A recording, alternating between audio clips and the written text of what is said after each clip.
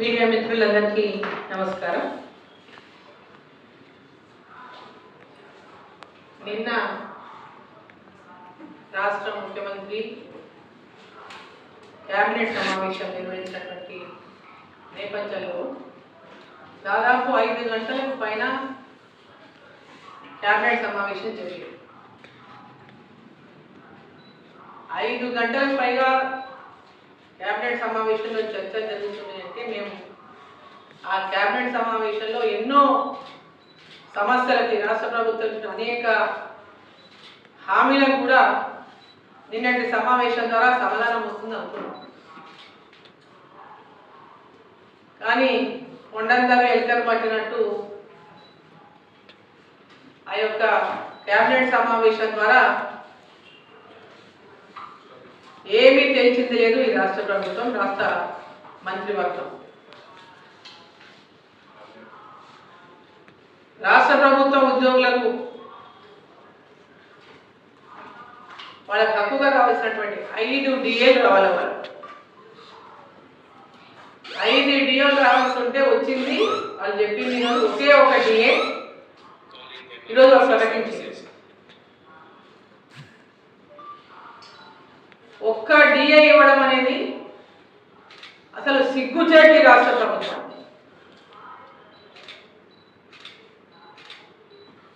ఐదు గంటల సమావేశం చేసి ఎన్ని చర్చ చేసో ఏమో చేసి ఏం చేసిన చివరికంటే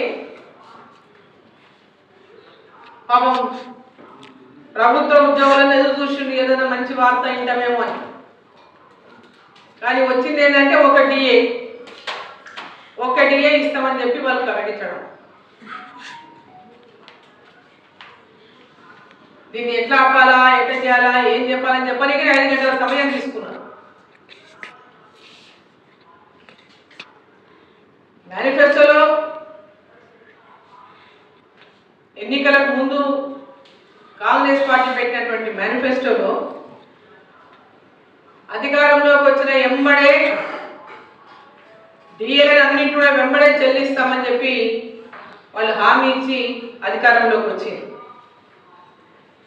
అధికారంలోకి వచ్చి దాదాపు 19 నెలలు అవుతున్నా ఒక్క డిఏ ఇస్తామని చెప్పి ప్రకటించడం మరి రాష్ట్ర ప్రభుత్వానికి సిగ్గు అనిపిస్తలేదా, రాష్ట్ర ముఖ్యమంత్రి గారికి సిగ్గు అనిపిస్తలేదా అని చెప్పి నేను ప్రశ్నిస్తా ఉన్నాను.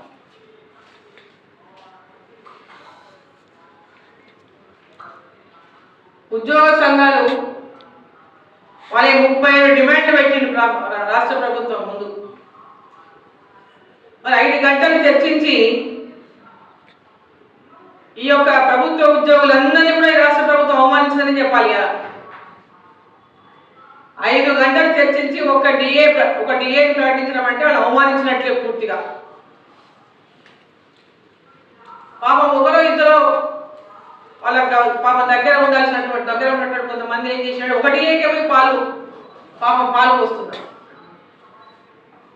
ఈ ఒక డిఏ ఇచ్చినందుకే పాలాభిషేకాలు చేస్తున్నారు. లేకపోతే ఫ్యాషన్ అయిపోయింది పాలాభిషేకాలు. 5 డిఏలు చేయాల్సి ఉంటే ఒక డిఏ ఇస్తే వీళ్ళు పాలాభిషేకం చేస్తున్నారంటే మరి వాళ్ళు అంత ప్రభుత్వంతో మిగతా 4 డిఏలు కూడా ఎందుకు ఇప్పించలేకపోయింది? ఒక పాలాభిషేకం చేస్తే మిగతా 4 వస్తాయని చేసిండ్రు ఆ పాలాభిషేకాలు. ఓసారి పాలాభిషేకం చేసినటువంటి గతంలో ఇట్లాంటి పాలాభిషేకాలు చేసి 10 ఏళ్ళు చేసి ఉద్యోగులకు పెరిగిందేమీ లేదు.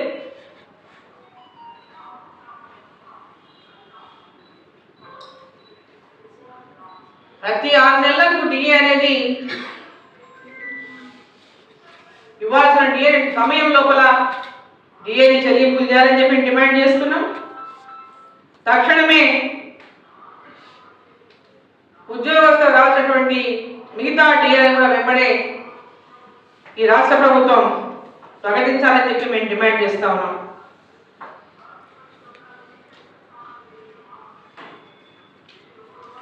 ఇప్పటి వరకేమో మొన్నటిదాకా హెల్త్ కార్డు మేము హెల్త్ ట్రస్ట్ అంటున్నాం. మళ్ళీ హెల్త్ కేర్ ట్రస్ట్ ఇప్పటిదాకా హెల్త్ కార్డు లేదా మళ్ళీ హెల్త్ కేర్ ట్రస్ట్ తో మళ్ళీ ఒకసారి ఉద్యోగస్తులను మోసం చేయడానికి రాష్ట్ర ప్రభుత్వం ఒక కొత్తగా పేరు తీసుకొచ్చింది. మళ్ళీ ఒకసారి మోసం చేయడానికి సిద్ధమైపోయి హెల్త్ కేర్ ట్రస్ట్ అని ప్రకటించింది ఇవాళ. ఇక వీళ్ళ పరిపాలన విషయానికి వస్తే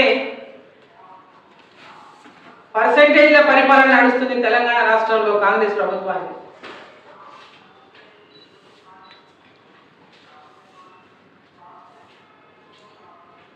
ఎవరిని అడిగినా ఎక్కడ అడిగినా ఎట్టపోయినా పర్సెంటేజ్ లేదే ఆ ప్రాంతంలో అభివృద్ధి అనేది జరగడం జరిగేటటువంటి చర్చ పెద్ద ఎత్తున గ్రామాల్లో జరుగుతుంది, నియోజకవర్గాల్లో జరుగుతుంది. రాష్ట్ర ప్రభుత్వంలో కూడా ఏదైనా బిల్లులు పెండింగ్ బిల్లులు రావాలంటే 30% పర్సెంటేజ్ చెల్లిస్తేనే పెండింగ్ బిల్లులు వస్తున్నాయి. పై నుంచి కింది దాకా 30% పర్సెంటేజ్ చెల్లించనిదే పెండింగ్ బిల్లు వచ్చే సమస్య లేదు అనేటటువంటి పెద్ద చర్చ తెలంగాణ జరుగుతా ఉంది. కూడా మీరు ఏ దాని ముఖ్యమైన దాని గురించే మాట్లాడుకుంటున్నాం. ఆర్ఆర్ ట్యాక్స్ గురించి మొట్టమొదటనే వచ్చిన కొన్నాళ్ళకే ఫేమస్ అయింది తెలంగాణ ఆర్ఆర్ ట్యాక్స్ మీద. ఈరోజు పెద్ద ఎత్తున ఈ యొక్క పర్సెంటేజ్ వసూలు చేస్తూ కాంట్రాక్టర్కి ఎవరికైతే సంవత్సరాలుగా బిల్లులు రాకుండా పనులు చేసి పెండింగ్ బిల్లులతోన ఆత్మహత్యలకు గుండె పొట్టులకు లోనై చచ్చిపోతా ఉంటే,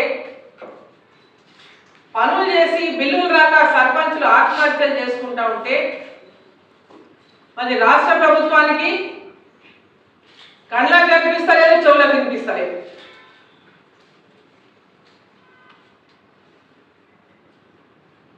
రాష్ట్రంలో మేము ఇన్ని రోడ్లు శాంక్షన్ చేసినాం, అన్ని రోడ్లు శాంక్షన్ చేసినాం, ఈ పనులు శాంక్షన్ చేసినాం, ఆ పనులు శాంక్షన్ చేసినాం అని చెప్తున్నాయి. కాగితాలకే పరిమితం. కింద ఎవరు ఒకరు టెండర్ వేసినటువంటి పరిస్థితి లేదు.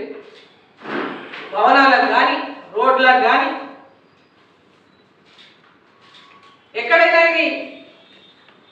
టెండర్ వేస్తే మాకు బిల్లులు రావు, గతంలో చేసినటువంటి పనులకే బిల్లులు లేవు, కొత్తగా టెండర్లు వేస్తే ఈ బిల్లులు రావనేటటువంటిది వాళ్ళ పెద్ద ఎత్తున కాంట్రాక్టుల అసలు ముందు రావడానికే సిద్ధంగా లేదు. ఇప్పుడు ఏం చేస్తున్నారు? పెద్ద పెద్దగా బయటకు వెళ్ళి పట్టుకొస్తున్నారు కాంట్రాక్టర్లను. ఎందుకంటే ఇక్కడ ఉన్నోళ్లకు పాత వాళ్ళకి ఏమైనా ఉంటాయో ఇట్లా బిల్లులు ఇవ్వాలి, పైసలు పర్సెంటేజ్ ఇస్తారో ఇయ్యరో, కాబట్టి బయటకు వెళ్ళి కాంట్రాక్టర్లను తీసుకొచ్చుకొని వాళ్ళు అడిగినంత ఎస్టిమేషన్ చేసి పెట్టించుకొని ప్యాకేజీగా రోడ్లను చేసి ఈరోజు వాళ్ళు అనుకున్న వాళ్లకు ఆ రోడ్లను ఇచ్చి ఎవరైతే పర్సెంటేజ్ చెల్లించే శక్తి ఉందో వాళ్ళకే రోడ్లు ఇవ్వాలని ఈరోజు రాష్ట్ర ప్రభుత్వం సిద్ధమైనట్లు ఉంది. గతంలో ఇరిగేషన్ ప్రాజెక్టులు కానీ ఇతర రోడ్ల ప్రాజెక్టులు కానీ పెద్ద రోడ్లు ఎవరు వచ్చినా పెద్ద పెద్ద కాంట్రాక్టర్లే, కానీ తెలంగాణలో ఉన్నటువంటి కాంట్రాక్టర్లకు ఎవరికి కూడా ఈరోజు ఆ కాంట్రాక్టర్ దగ్గర చిన్న చిన్న పనులు చేసిన కాంట్రాక్టర్లకు బిల్లు దక్కక ఇవాళ అధోగతి పాలైనటువంటి పరిస్థితి తెలంగాణలో చూస్తున్నాం. మేమేదో ఈరోజు చూసినామేమో జిల్లా ఒక ప్యాకేజీ, పార్లమెంట్ ఒక ప్యాకేజీ, మొత్తం వచ్చే 2 ఏళ్లలో రాష్ట్రంలో ఉన్నటువంటి రోడ్లన్నింటినీ కూడా ఎక్కడెక్కడ ఏ గ్రామాలకైతే రోడ్లు లేవో వాటికంతా కూడా నిర్మాణం చేస్తాం. చాలా సంతోషం. ఎందుకంటే రాష్ట్రంలో రోడ్ల పరిస్థితి అధ్వానంగా ఉంది. కేంద్ర ప్రభుత్వం ఇచ్చినటువంటి రోడ్లు తప్పితే రాష్ట్ర ప్రభుత్వం ద్వారా రోడ్ల నిర్మాణం జరగటం లేదు. కేంద్ర ప్రభుత్వం ఇచ్చే నిధులతోనే రోడ్లు తయారవుతున్నాయి తప్ప ఎన్హెచ్లు కానీ, ఆర్ఎన్పి కానీ, పిఎంపిఎస్వై కానీ, సిఆర్ఎఫ్ఐ కానీ ఇవన్నీ కేంద్ర ప్రభుత్వం నిధులతోన నిర్మాణం అవుతున్నటువంటి రోడ్లు తప్పితే రాష్ట్ర ప్రభుత్వం ద్వారా